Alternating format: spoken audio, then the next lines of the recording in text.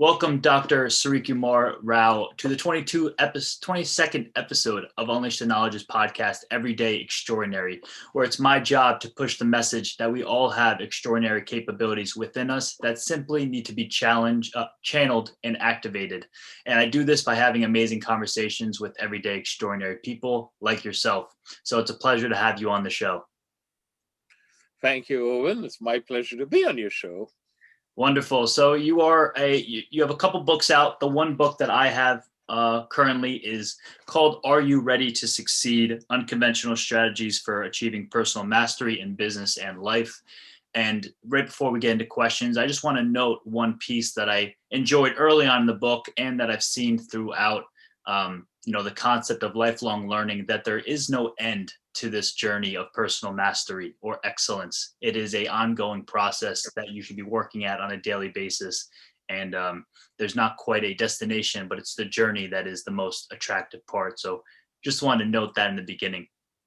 Absolutely. I state in my syllabus that this is a journey you begin, you do not end.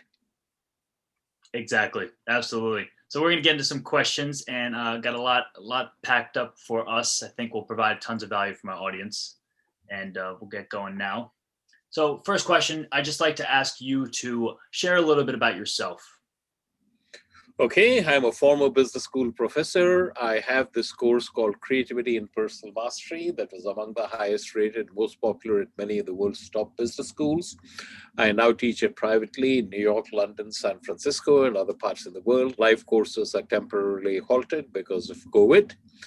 And the online courses are going fine. In fact, I have a new online course beginning in January. So if any of your listeners are interested, they can email me and I'll have my assistant get back to them with information. I'm also an elite coach, and I'm looking for individuals who are already successful but want to make a huge impact on the world, who want to leave a dent in the universe, as Steve Jobs put it. But they also have a spiritual side to them, which they want to nurture. They're interested in personal growth. And how do you meld the two together so that one complements the other? That's what my coaching practice is all about.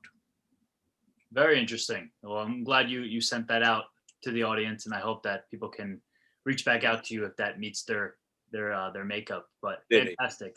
So you came from India and you've taken on a big step into higher education through your own, way of life as far as a student and now as a professor. The course that really took off that has led you into this new work, back in 1994 was your Creativity and Personal Mastery course. Can you quickly, just share what life was like coming over from India, getting accustomed to the American way, and then getting to this point where you felt that you had something where you wanted to push it out to the world and change lives? As always, when something like that is tough because you're leaving behind everything you know, you're trying to make a fresh start, brand new, with no support in a country which is foreign. My case, I had some advantages. Number one, I was a very good student and I was admitted to one of the top universities in the world. Number two, I was very fluent in the language. So both of those were things in my favor, but it was tough. Eventually, I was very successful in the corporate world. I got burnt out by corporate politics and went to academia. And I found that politics was alive and well in academia as well. So I was kind of burnt out, saying, gee, this is not the life I signed up for. All my life, I'd been doing a lot of reading, spiritual biography, mystical autobiography, that would take me to a wonderful place. And I thought that if all of this was useful only if I was sitting quietly thinking peaceful thoughts, but not when I came to the hurly-burly, then it was useless. But somehow I knew that wasn't true. So one day I came up with my bright idea, which is, why don't I take the teachings of the world's greatest masters, strip them of religious, cultural, and other connotations, and adapt them so that they're acceptable to intelligent people in a post-industrial society. I did that, and it just went wild. It was fabulously successful. And that course was Creativity in Personal Mastery. And everything I do is basically an offshoot of that. I give talks based on those topics, the teachings of the ancient ancient masters. I conduct workshops. Even my coaching practice is rooted in that. And there are many people who are, let's say, who relate to the Stoics. There's a lot of overlap because we're drawing from wells where many wise masters have also drawn from. Many persons in the Buddhist tradition, the Stoics, persons who are interested in non-duality. And what I show them is how you can make all of that compatible with being a huge success or trying to be a huge success in the material world. Fantastic. That's amazing stuff. And, clearly your work is being heard and being seen and impacted by many people. I watched one video of your talk at Google, and I love when you said that, you put down a list of all these top companies that you wanted to speak at, and you were so glad to finally, reach that moment where you could speak in front of the employees of Google. So even through your own work of teaching this, you're also, you're on your own path, and you're trying to reach this amazing pinnacle of success. So it's fantastic. I'm going to share this book far more on my page through my audience. I'd love for you to share one takeaway you're hoping readers can gain if they were to just pick this book up. I know it's chock full of so much information, but if you could distill it. It's very difficult to pick one, but if I had to pick one, it would be, you don't live in a real world, you live in a construct. You think you live in a real world, but it isn't. You made it up. You made it up with your mental chatter and your mental models. And you're all living in the matrix, but this is not a matrix created by an alien civilization out to enslave you. It's something you created with your mental chatter and your mental models. And if you don't like the way it is, that's good, because then you can deconstruct the parts of it that are not working and build it up again. And this is something you'll do over and over again. It's the rest of your life process. Powerful, amazing wisdom. As through my journey of personal development, it's a clear, repetitive piece that it's your internal, work, your internal mindset, and the idea, what you tell yourself is what's essentially holding yourself back. It's not the externals. So that's great wisdom. My audience is mainly 18 to 34-year-olds, people coming out of high school, kind of just getting started in life and finding where they can impact others. Is there any advice you could give your 22-year-old self, or potentially just to the 22-year-olds leaving college today? Maybe stop trying to impact the world. The more you try to impact the world, the more you make it about yourself, and the more you feed your ego. If you are going to have an impact on the world, let it happen through you and not by you. Position yourself so that you're the best instrument for the universe to work through to make that happen. That's awesome. I love that. And I'm a big advocate for self-education. I also have a master's. I went through the higher ed program. Obviously, all these books behind me show that I like to learn on my own at my own pace and choose the categories I want to absorb. And you yourself, obviously, you are a doctor. You have a PhD in marketing from Columbia Business School. I'd love to hear your thoughts on self-education versus higher education, and potentially your view of where higher education is going into the future.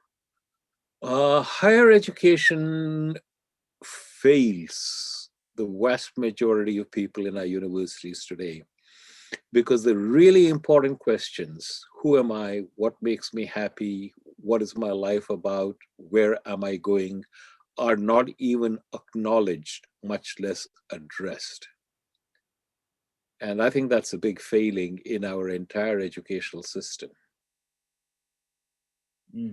Absolutely. I mean, I've always said, even through high school, it's a cookie cutter process, at least more times than not. And unfortunately, a student can fall behind quickly if they don't gain a certain concept that could serve as a building block for the next concept. And then from there, it's just a downward spiral. So I do think that there's a lot of improvement to be made.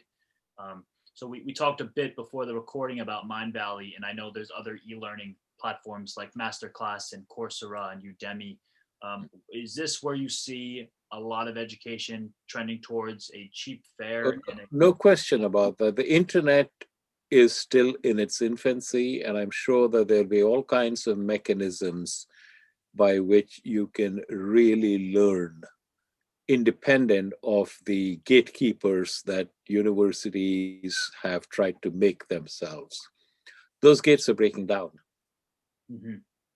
I agree. I agree. I learned a bit from a video I watched of yours. You talk about this flashlight analogy or connection to our awareness. Can you explain this to the audience? I think it is a lot of great wisdom. Absolutely. Your awareness is like a flashlight. What does a flashlight do, Owen? A flashlight illuminates whatever you shine it on, right? Shine it on the books behind you, it lights up the books. Mm-hmm. Shine it on the floor, it illuminates the floor. Now, I'll give you an example of that. Shine the flashlight of your awareness on the chair in which you're sitting. The moment I do that, the moment you do that, you find that you become aware of the pressure of your buttocks on the seat. You feel the fabric or the leather against the back of your thighs, correct? Right. 30 seconds ago, none of this was in your attention, but now it is. Why? Because you've shown the flashlight of your awareness on that. So your awareness is like a flashlight. And what do we do with this flashlight? We shine it on all the things that are wrong in our lives, more precisely on the things that we think are wrong in our lives. And what about the 50, 60, 200 things that are pretty damn good about our lives? You know, things like I don't have to worry about whether I'll have lunch today. Things like I have a bed to sleep in, I have a roof over my head, I've got this wonderful collection of books behind me, and I can read them at my leisure. You never shine the flashlight of your awareness on them, so they go by unnoticed. Terrible mistake. What I advocate is that people recognize awareness as like a flashlight and shine it on the 20, 30, 40 things that are pretty damn good in their lives. And as you do that, as you acknowledge it, as you appreciate it, you get into an emotional domain of appreciation and gratitude. And I'd like everybody to make that their default emotional domain. Because when you're in the default emotional domain of appreciation, gratitude, you're not worried, you're not anxious, you're not fearful. The two cannot coexist. Mm, so true. There's a something I always see. I think it gets passed around a lot, but it's, you know, it talks about how many minutes there are in the day, and it compares it to a dollar amount, and it's like 18,000 plus, and it says if someone were to take 5 cents from you, would you really be bothered? And then you connect that towards 5 minutes out of your day, and unfortunately those 5 minutes that someone rubs us the wrong way are the 5 minutes that carry through the rest of our day, and we can't quite get away from that. Yep. So you talk towards that as well. Do you think that's a concept that all ages struggle with? I'm more centered around people my age, the millennials, the General Z. All ages struggle against that. But it's so easy to understand that, yes, this is a problem and I can address it. And the reason people don't, because very few people are pointing it out to you that that's a problem. Mhm. You know, you get upset at someone and you stew about it. You've just let that person dictate how you feel. Why would you ever want to let anyone do that? That's a dumb thing to do. But Right. we do it all the time, primarily because we don't think about this is what I'm doing. If someone were to point it out and show here is a way by which we can stop doing that, I mean, immense, immense benefit to countless people. Absolutely. I'm curious because I'm very interested in also learning about these very wise game changers of the world. And I'm still at a young age where I'm still learning on a daily basis. Was this a process that you started thinking about at a young age as well? Did it come around maybe in 30 or 40 years old? No, I've been doing it all my life without recognizing I was doing it. I was drawn to all these great masters. I studied their works and it called to me at a very deep level, which is why I continue to study them. But the relevance of what they said to my life, that evolved gradually. Okay. I just read them because I felt good about what they said, but that what they said is something which is a concrete blueprint for living life. That took a long time to evolve, and it's still evolving. Right. No end. You're processing through it all. Right. Fantastic. Clearly behind you are many books as well, and we learn quickly in this book and through knowing that you're a professor, you are a voracious reader. I'd love to hear any book or a few books that you find yourself rereading or potentially gifting out to others Oh, consistently. there are lots of such books. In fact, one book that I would recommend very strongly is Search in Secret India by Paul Brunton. and that is required reading for my course. Another book which I think is fantastic is The Untethered Soul by Michael Singer. Awareness by Father Anthony DeMello is a fantastic book. I would recommend one of my own books, actually, Happiness at Work and Are You Ready to Succeed, as things that deal with these topics. Wonderful. Yeah, I've heard of the first one I haven't heard of. Second one, Untethered Soul, I have, and I've read about half of Awareness so far. And I know I believe part of the beginning of this book talks a bit about it, or you've been granted some sort of copyright or ability to share more of Father DeMello's work. I shared one of the meditations in there. It's a very powerful meditation. Yes, absolutely. All great books. So thank you for those recommendations. Two last quick questions. Do you have a personal mantra that you live by on a daily basis? Yes. Whatever troubles me or whatever makes me excited, I always remember that this too shall pass. Awesome. And that's wise wisdom for 2020 as we, embark on this new year of hopefully big change. So great. And last question, what is your definition of extraordinary? I really will duck that question because I don't believe anything is extraordinary. I think every day is a miracle, and miracles unfold around us all the time. And the moment you try to separate it out and say, this is a quote, real unquote miracle, and this is an ordinary event, you're demeaning both of them.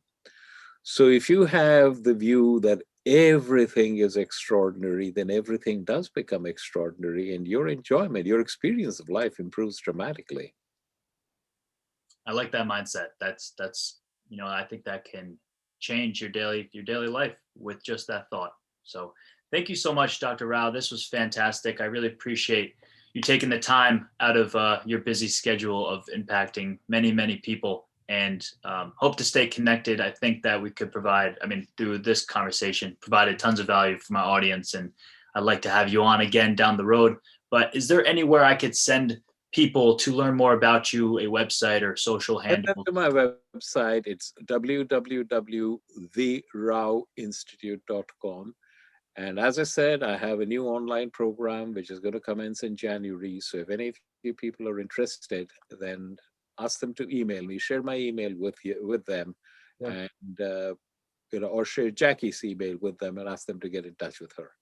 Perfect. I'll do exactly that, and I will be sharing more of my takeaways from Are You Ready to Succeed? And I'll be taking more time through this book, as you say, that there's many mental models or exercises throughout the book that you should not rush through, and you should be able to dive deep into them. So super, Owen. Have a wonderful rest of your life. Thank you so much, Doctor. I will speak to you soon. Have a great day. You too. Bye. Bye-bye.